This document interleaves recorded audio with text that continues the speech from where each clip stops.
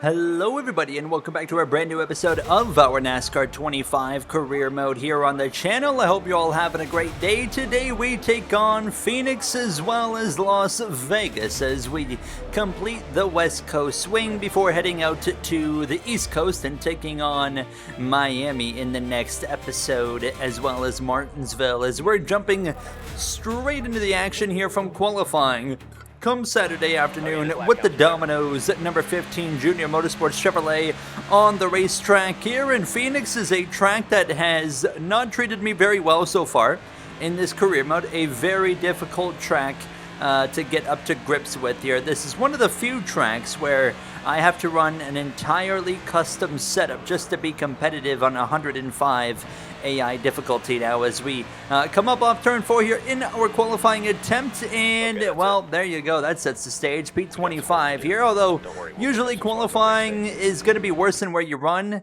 It feels pretty accurate for Phoenix, about 25th. Christopher Bell on pole with Tyler Reddick in the number 11 joining him on the front row, as you'll see the rest of your top 20 rounded out by Austin Dillon, with us smack dab there between 20th and 30th now. And to round off the entirety of the grid, you got Bullocky and Burt Myers there in 39th and 40th. And this is a big learning race because we know that when we come to the end of the season, the championship is going to be determined right here in Phoenix. So we know that, today is a good opportunity to kind of learn whatever we can to take into that season finale, because of course, when we get to the chase and when we get to the end of the chase, our expectation here for this third season of this career mode is to be winning this championship here. Now, I will not settle for less as we get ready to go racing. Green flag is out and we kick things off here from Phoenix Raceway. One of two races on the episode now, and stage one, a nice and short and sweet one. It's only 15 laps here in this first and opening stage as Christopher Bell leads the field down into turn number 1. Ryan Blaney up there in the conversation. Last time we came here to Phoenix, Ryan Blaney was trying to chase down William Byron for the Cup Series championship. He scored maximum points. He won both stages. He won the race as well. It was a 75-point day for Ryan Blaney, but he ended up coming up short of the championship by literally just a couple of points to the number 24 of William Byron, as of course this season been off to a interesting start, of course, with the Daytona 500, which we won, and then we went, of course, to another super speedway in Atlanta, which didn't quite go the way we wanted, and then we went to Coda, which also another race that really didn't go how we wanted it to, but we still got a respectable finish out of it. So that leaves us in a pretty good situation coming into race number 4 here on the season, and just trying to survive Phoenix, and like I said, really just learn whatever we can so we can take that going into, of course, the season finale later this season in Phoenix. But I mean, of course, my expectation is in the chase, to win a championship, I want to be able to go into Phoenix already quite comfortably ahead of whoever's in second, because I basically go into Phoenix expecting to lose points, and that's definitely based off of just the first 4.5 laps of this race, or 5 laps that we're coming up on completing. I mean, it's pretty well,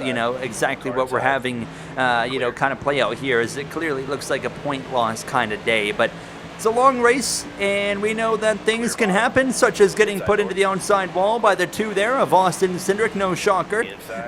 But aside from that, we know that there's going to be a potential for, maybe some awkwardly timed yellows that change up some strategies, and that is the beauty about this game, is you can get just a very untimely caution, or maybe you do call it a very timely caution, because it can kind of open the door for you to do something different on a race that isn't quite going your way, and then you can really capitalize and gain a lot of points that you might not have gotten if it had kind of played out in a very traditional kind of way. So that's something as well, always on my mind when you come to a track like Phoenix. Same for, like a track like Bristol or Martinsville, a lot of the short tracks as well, to be honest. So that's kind of the tracks that we've kind of got circled as those races that we know that are going to be tough, and we just kind of have to survive, because I feel like we've got the super speedways down pretty well. We've got the mile and a halves down. Just the normal intermediates as well, like the hybrids, that they aren't short tracks, so they're not a mile and a half. like a Darlington or an Iowa or something. Like, I feel like we're all right at those tracks. And then the road courses, I think we have made a big leap in the last few times we've gone to road courses with this junior motorsports program, that I feel like we're kind of, just barely off of where we need to be there now. Of course, I would love to win a road course race in the Cup Series here in this third and final season of this NASCAR 25 career mode. Hard to believe that we're already in the final season of this career mode, and that's what happens when you got games that come out again in the NASCAR world on a yearly basis. It's like, oh yeah, we only actually have, in this case, 11 months to get as far as we can in the career mode. It's not like when we didn't have a NASCAR game for like 3 or 4 years where I could just, not even have to worry about a timeline. And we didn't really know, when our career modes were going to end. Very different kind of dynamic now as Stage 1 comes to an end and we're only 23rd. Christopher Bell takes the first and opening stage, scoring 10 additional points. What do you think? So an easy call. 4 tires feel, no adjustments really that I really wanted to make. I already felt like this is pretty well the best my car was going to be able to be as we get ready to go green for the second stage from this 23rd position behind the 71 of Michael McDowell. Green flag is back out. Let's go here for stage number 2 from 23rd position. Now you want to cut down on that dog leg by chance. I'm actually going to stay right here though on the racetrack. It now is stage 2. Double the length, basically, of stage number 1. We've got 31 laps here of racing. So, I mean, a lot more time for things to play out. Also, important to note, we will see a green flag pit stop potential here as well, as we do not have enough fuel to make it to the end of stage number 2 on the 4X tire wear and feel as well here, as we're going to be unfortunately on this outside, kind of trapped right now behind the 38 of Zane Smith, his teammate of Noah Gregson there to my inside as we head down into turn 1. John Hunter Nemechek as well to my inside as we're going to roll the top. I really like being on the top here in 1 and 2, but in 3 and 4 I like to be a little bit lower on the racetrack, preferably right against the bottom on that yellow line would be where I'd like to be in 3 and 4, but 1 and 2 this I'd like to be basically where I'm running right now, but we're having to do it here in 3 and 4 as Nemechek is still to the inside. Something's going on up in front. Caution's going to fly. That's the number 11. Tyler Reddick in the number 11 Sport Clips Toyota Camry around, and the caution is out for the first time for cause here today on this bright and sunny hot afternoon here from Phoenix, Arizona, and everybody would stay out. We would immediately get ready to go back racing as Christopher Bell continues to lead here. Now Ty Gibbs is up there, Brad Kozlowski is up there, Kyle Larson's up there. Watch out for that number 5 here today as well as we cut right down onto this dog leg, head back up onto the racetrack right there with the 38 of Zane Smith as we'll head down into turn number 1, just trying to keep the car implanted on the inside. Kind of easier said than done at Phoenix on a restart. The car really likes to just kind of plow up the racetrack. Even if you have a loose car, it still kind of wants to move up the racetrack as we're going to go for a big slide, saving it on the exit of turn 4, and I slammed on the brakes to keep off of the back of the 42, and that's, I think, the first time I've ever done that in NASCAR 25, where trying to not run into somebody, braking so much that the back end actually kicks out, and I go for a big slide there, and, well, that probably just ruined our entire stage. So now it's just, we got to kind of play survival, and I'm already starting to think about, like, okay, what can I do in terms of strategy? Do I want to maybe pit early? Because we would be in a multi-lap battle here with Josh Bilicki in the number 66 Ford, and that was quite frustrating because that's just for 32nd place, and I was having an actually difficult time passing him. I finally cleared him, and I said, okay, here's what we're going to do. I was already in my field window. We're going to pit now, pit really early, run as fast as we can, make lap time, and then the goal will be, okay, well, hopefully we can maybe get a top 20 or so out of the stage by doing that, because by the time everybody else pits, they'll only have 6 or so laps to maybe get by us, and we can hopefully hang on, and then that will set us up well for stage 3, where everybody will have to pit again, and then we'll be kind of equal at that point. So we're going to come in And we're going to, I make a very late call, by the way, just getting the pit stuff set up, but we will be taking 4 tires and a can of fuel. So keep in mind, we came in outside of the top 30 when we hit the pit lane. We'll wait and see what that translates into here once this stage comes to a close. Nearly 2 laps down by the time we exit the pits as Bell continues to lead, and now the hope is no caution. We should not see a caution because a lot of the traffic, they're basically on the opposite side of the track from me, and yeah, 99% of the time, if you're not near AI, they simply will not crash. So as these laps continue on, we start to see the drivers trickle into the pits a lot earlier than I anticipated. I thought they were going to wait till about lap 24 or 25 of the stage because they were able to make it that far if they really wanted to, but they decided they're going to pit a little bit early as I'm actually going to catch you outside wall, just pushing a little bit too hard there on the exit of turn 4. We're all good, but as we come through to kind of cycle everything through now, look who we're racing with. The 2 of Cindric, the 54 as well of Ty Gibbs. I mean, these are guys that were, flirting with, almost running up towards the top 10. So this is telling me we're going to be in a really good position here. But obviously, these guys are on significantly fresher tires. So we are going to be dropping as the 45 of Corey Himes in the pits now from the lead. We will pass them and unlap ourselves. So we're back onto the lead lap of this race here from Phoenix Raceway. And just waiting for the rest of this kind of pit sequence to play out. And by the time it was all said and done, we had a new leader of Ryan Blaney, and I was up to 15th, but quickly dropping positions because here comes the number 71 of Michael McDowell to the inside. You think that's it? Well, think again, because here comes the number 11 of Tyler Reddick and the 3 of Austin Dillon to my inside as well. We've got just a few laps to go. We're coming to 4 to go in stage 2, but clearly, even as we continue to fall, it's evident we're going to be well ahead of where we were when we came into the pit. So clearly the undercut strategy was the way to go, because here goes the 48 of Corey Day, one of the rookies this season, going through and passing us. Here comes the 60 of Ryan Preece as well, moving through into 19th. We dropped down to 20th, but then here comes Barry. And then looking behind, we got Hocevar in the 77, Heim in the 45. These are going to be the last 2 that should pass me theoretically, because we got a decent gap to the cars behind those guys. So through goes Hocevar. Heim would then as well follow to the inside and pass me here, coming to 2 laps to go in stage 2. At this point, I'm like, all right, let's just bring it home. Final lap of the stage, Ryan Blaney wins stage number 2. Allmendinger, as well as Suarez in the Spire number 7 running us down, but it's not going to matter because the caution is going to come out, and we'll end up 23rd. So we made a net gain by undercutting, and gives us just a little bit more hope going into the 3rd and final stage of this race here from Phoenix Raceway. Want to change anything up?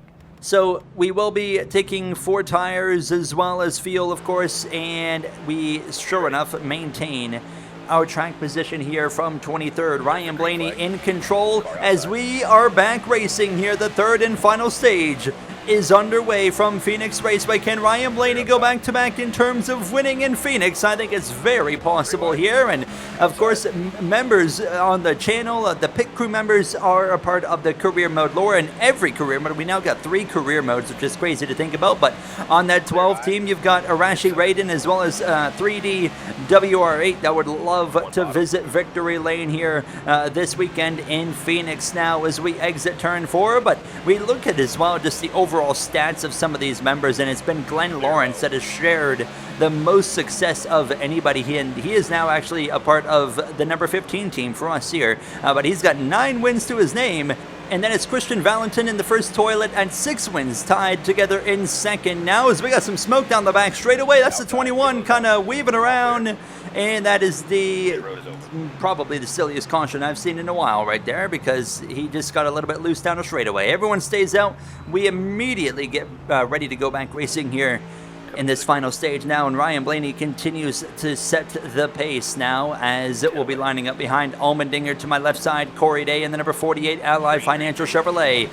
We've been running mid-20s all race long, and as we get back underway now, crossing the stripe, it's going to be, what, 28 laps to go here from Phoenix. So a pit stop is still going to be necessary before this race comes to a conclusion, be that, of course, under caution or under green, we don't really know, but preferably for me, I want to see this go green, because this then opens up the door of opportunity to do the same thing that we just did in stage 2, and that's just pit early gain a bunch of track position, and then hang on to the end of the race, and just hopefully you make a net gain based off of where you were originally. And I think that's a strategy we can really utilize here, because we've kind of got a similar amount of time left in this race, and once we're in the fuel window, we can of course consider coming into the pits and making that call to come in early, gain some track position, and then try to hang on. And I can tell you right off the bat, this restart has not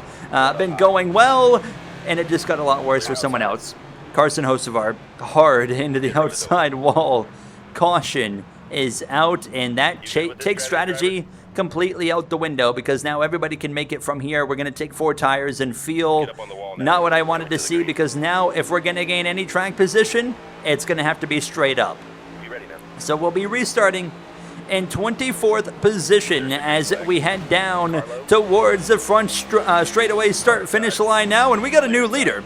This is interesting. Ty Gibbs, and I can confirm Ty Gibbs has actually taken 2 tires to get to the lead of this race. That is a very, very bold call that I don't think is going to work out very well in his favor. Now as we exit turn number 2 down this back straightaway, and I don't think this is going to be a good one, because Ryan Blaney has already gotten to the lead here around the outside of Ty Gibbs. I can see here, from here, that Gibbs is still side by side, but once he loses that lead and gets in that dirty air, I expect him to start dropping like a rock. Now as I am racing for my life as well here now, as we're making contact with Noah Gregson, the 41 as well. Got to be careful racing around Noah Gregson. You'll get up in your face after the race, after he spends about an hour running into you, and if you get payback on him, he's not going to be happy about it.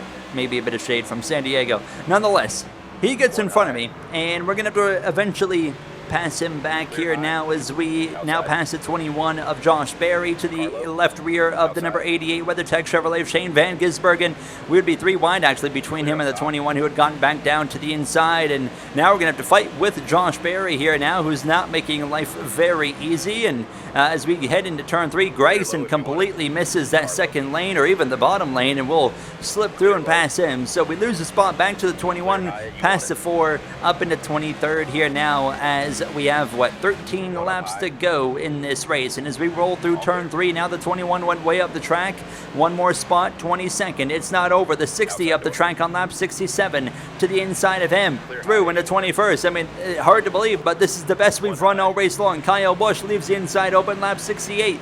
Just barely slipped through into there. Now we'll be wheel to wheel, breaking into the top 20 if we can complete this pass on the Cheddar's number 8, and I think we will. There's Ty Gibbs as well, as Busch would continue to battle side by side, but Ty Gibbs on the 2-tire call has continued to fade all the way to 19th and make that P20, as we'll cut down on the dogleg right against just about the pit wall right there, and we'll move ourselves into P19. I don't think we expected to see this right here. I mean, 19th at Phoenix, I take it. I'm pretty happy with that as we exit turn 2, and now just setting our sights on the 38 of Zane Smith. And as we come into these closing 7 laps of racing, we get to the outside of the number 38 down this back straightaway, and we've got Corey Day as well in the 48 right here in the conversation. Ryan Blaney continues to lead, and things are looking quite well for that 12 team here, as we still fight alongside the number 38 come lap 73 to the outside of even the 48 on the exit of turn 4, clear of the 38 of Smith. Dive down to the apron now, and we couldn't quite complete the pass on the 48, so then coming to 3 to go, hooking this thing up around the outside of turn 3 and on the front straightaway now.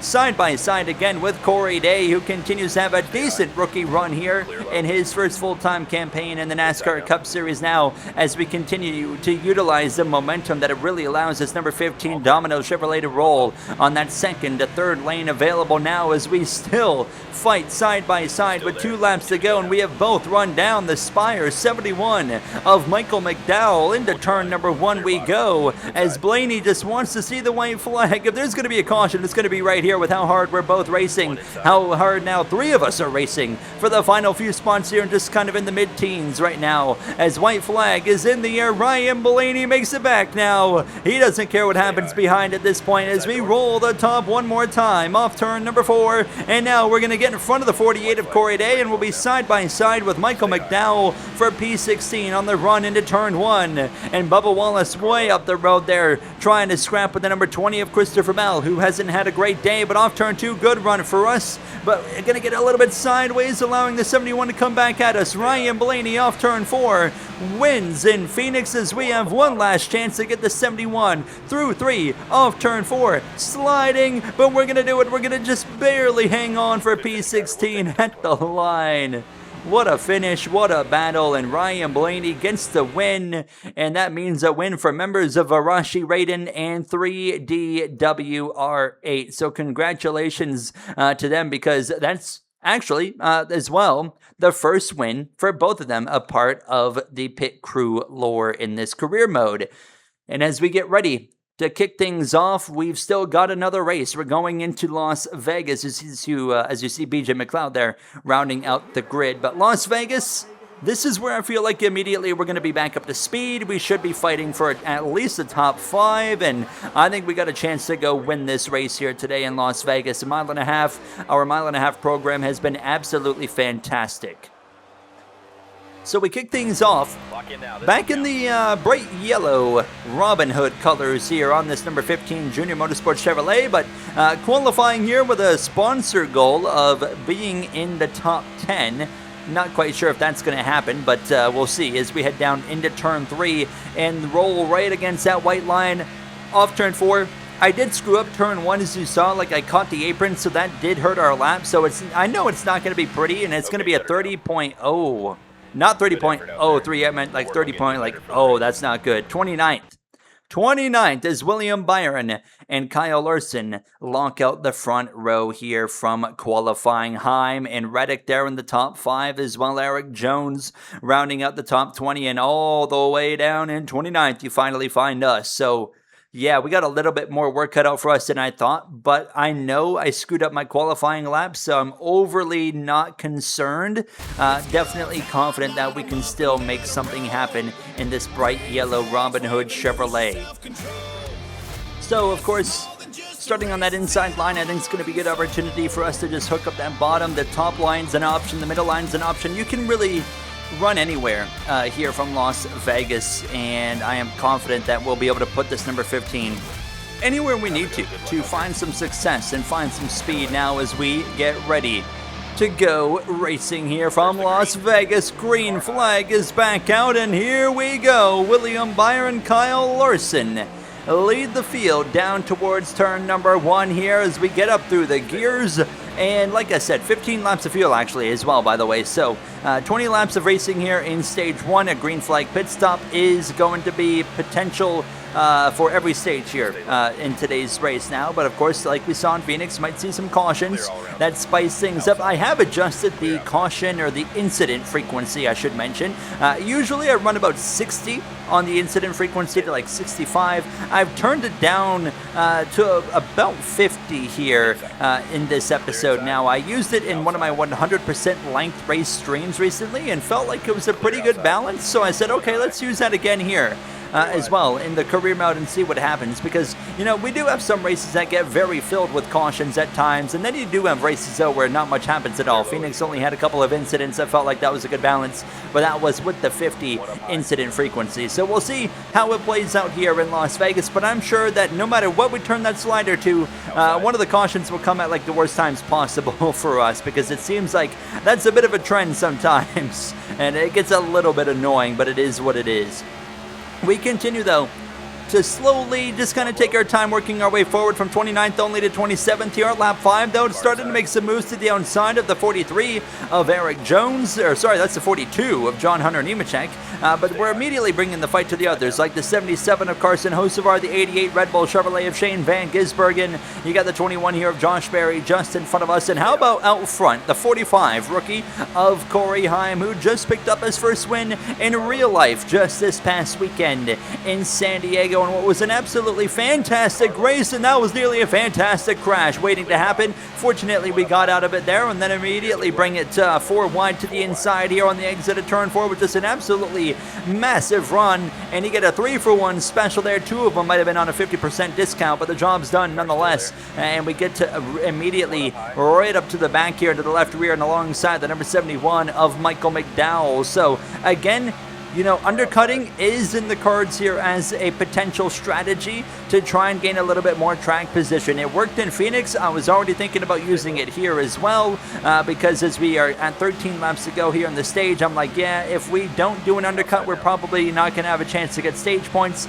If we do an undercut, there's a very good chance we could get stage points, and that was the biggest flaw of this program last season, is we were really bad at accumulating stage points because we mainly would show up in the third and final stage, and that really showed up in the chase where every point matters, and we just weren't scoring the stage points that we needed. But there was also some races where we threw away some good finishes, and that's kind of been the entire goal of the season, is to win that championship. How do we do that? Run cleaner races now, as I have decided, okay, we're going to make a pit stop this time by. We're going to come in, we're going to take the fuel we need, 4 tires, and come in here with 10 laps to go in stage number 1. It's a bit early, but that's the entire idea. Come in a little bit early as we exit turn 4, fortunately out of the way of everybody, so don't really check up anyone. We'll get in, we'll get our 4 tires, we'll get our fuel, and we'll get ready to go back onto the racetrack here in what's a little bit slower of a stop, a 16.5. We fortunately are a bit separated here from traffic, but we're going to be a lot faster, so I do worry how this is going to go, but hopefully we don't see any crashes here. That's of course a concern because we are 1 lap down at this point in time, and as we come through, already starting to pass some drivers that have come out of the pits here now. Just a few laps later, you can see we just passed McDowell. We're passing the 23 of Bubba Wallace, so you can tell clearly we are making up some ground. There's the 20 of Bell, the 60 of Priest as well. Thank you very much. We pass them all as we continue on now, and that's not what you want to see. Crash into the outside wall, the 17, and we're going to be trapped 1 lap down, and it's going to be 29th of Byron on back, all trapped a lap down. Now Byron gets the free pass. We don't, but we are in free pass position. Here's the thing.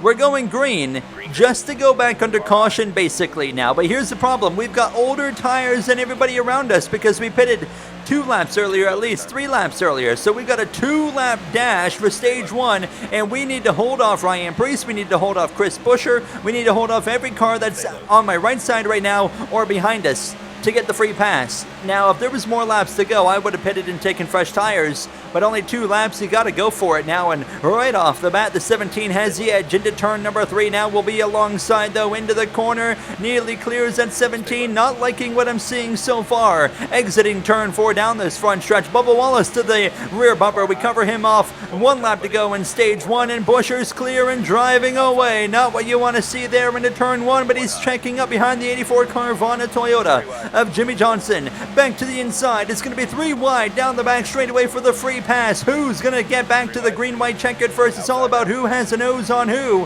When 10th place crosses the line, it's going to be close with a run back on the 17. Corey Himes going to come through to win stage 1, and 10th place waiting. There it is, and we actually got it. We got the free pass by, centimeters right there. It could not be a whole lot closer than that, but we do get the free pass.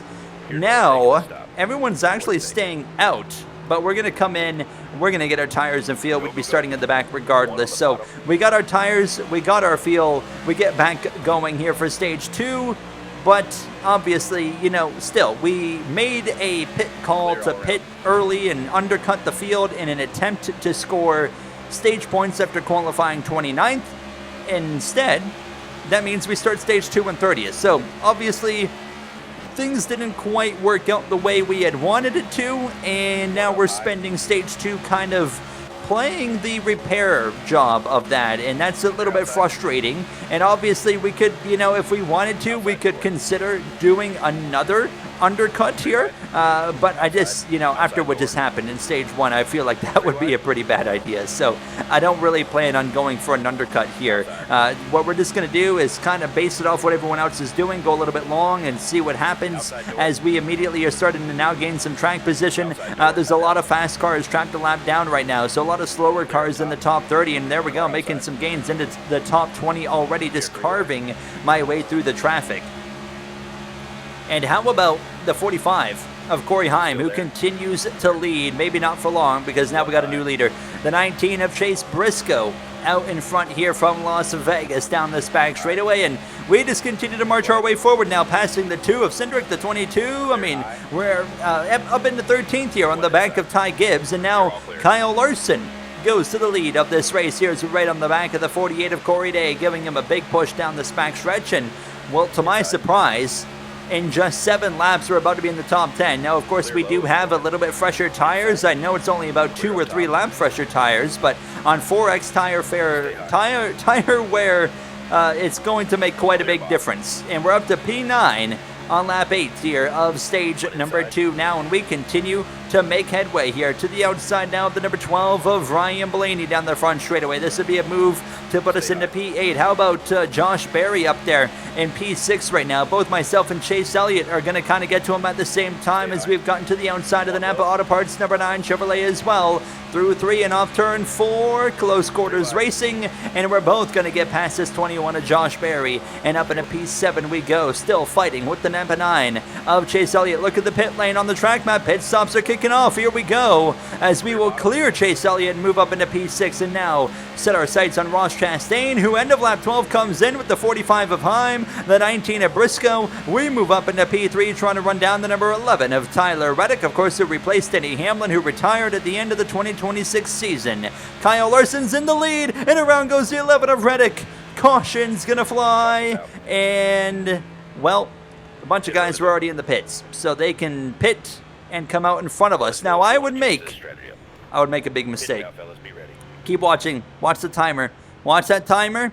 I would forget to do the thing where you click pit now. I completely fumbled, and now you see my realization. I am now leading because I forgot to hit pit now.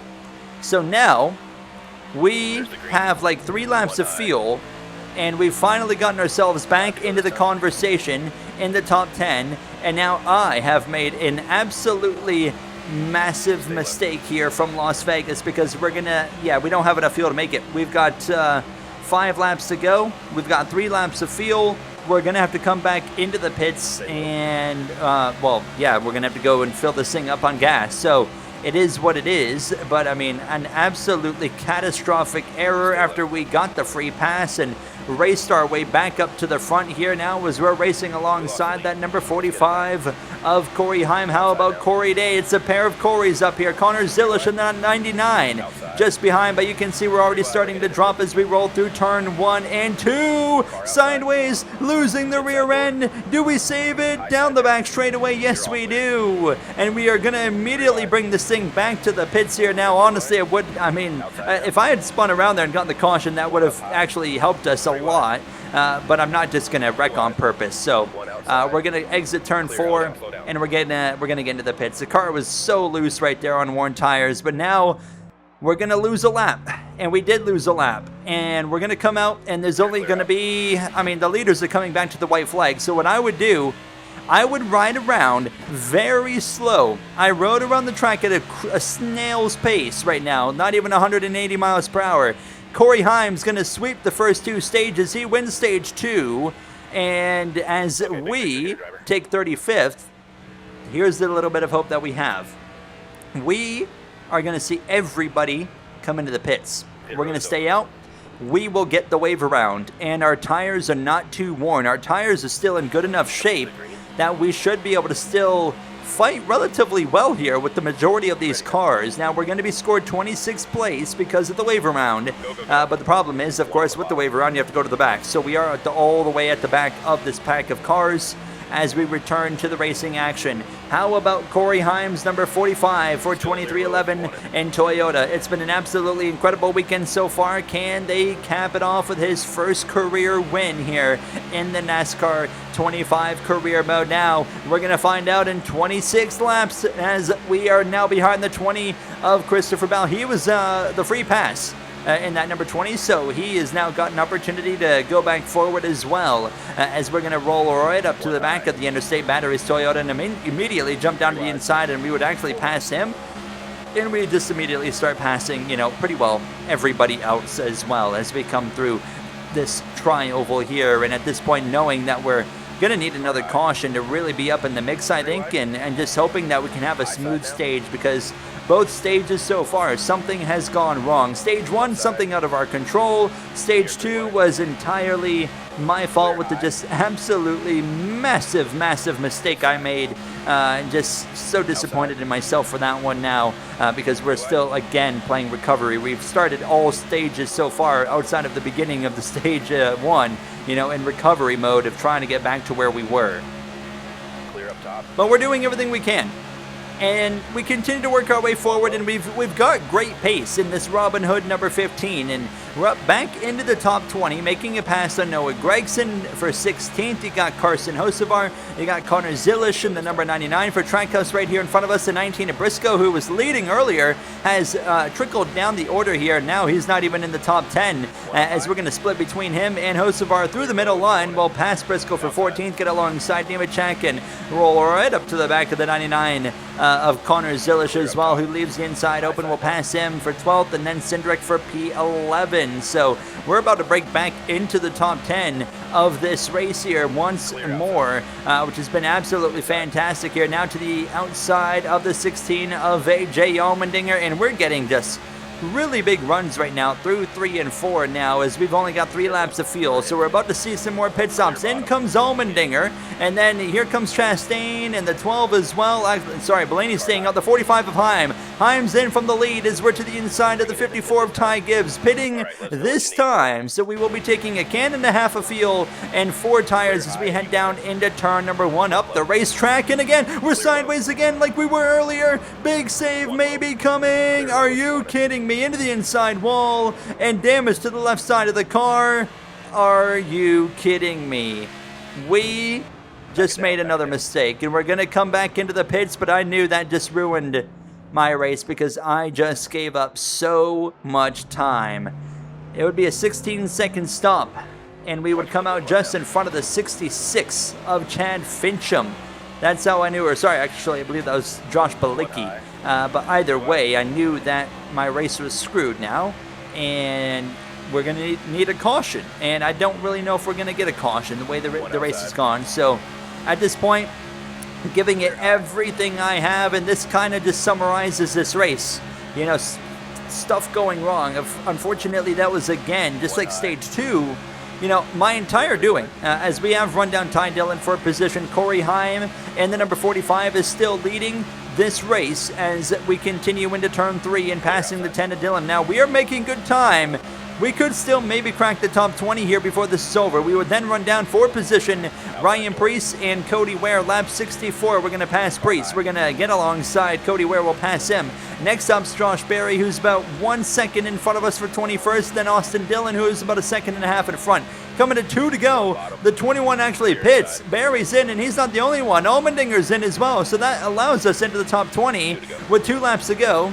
And coming to the final lap, it looks like the 4 of Gregson's going to come in as we've caught and passed the 3 of Austin Dillon for 19th. Gregson is in. There's 2 more cars coming in that haven't been able to make enough field. Byron's in. Reddick's in the 11. And all of a sudden, we're back up to 16th place as we start the final lap of this race, because all those guys that pitted super early ended up not having enough fuel to get to the end of this race. But who does have enough is the 45 of Corey Heim. Corey Heim is going to win in Las Vegas in the number 45 as we got one more chance to gain one more spot, and that's on the 42, breezing right by him for 15th place as we come through this tri-oval to somehow end up 15th after all of that. And considering everything that happened and the mistakes I made, I think we got away pretty well, honestly, as Corey Heim is a NASCAR Cup Series winner over Kyle Larson, Elliott Chastain, and Logano. Keselowski rounding out the top 10, and then you see the rest of your finishing order there. But what a race.